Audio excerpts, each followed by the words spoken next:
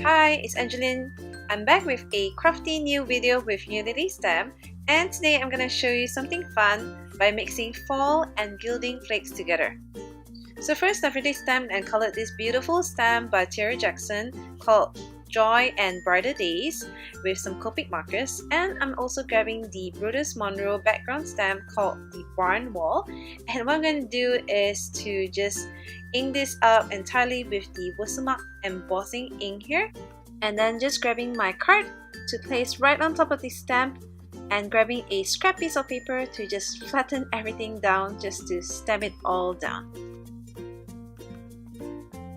Then I'm grabbing the Stamp and Bond sticky embossing powder to just place it all on top, and then once I'm done, just heat it all up with my heat gun to make it all sticky so that your fall and gilding flakes will stick nicely on top of your card.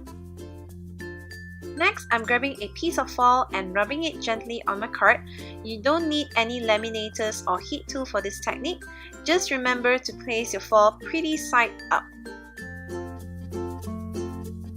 Then I'm grabbing the Newell gilding flakes in gold here and just placing some into an empty container.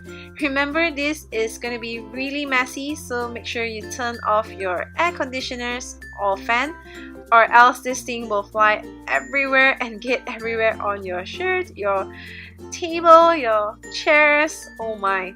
But the result is so pretty in the end, it's all gonna worth the cleanup time.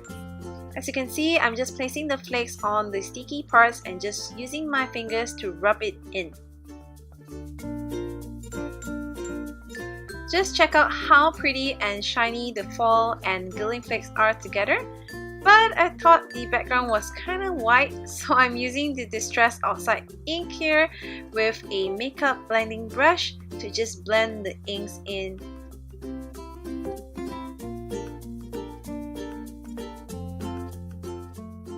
Finally, I'm just adhering the image and the sentiment together, and here is my finished card.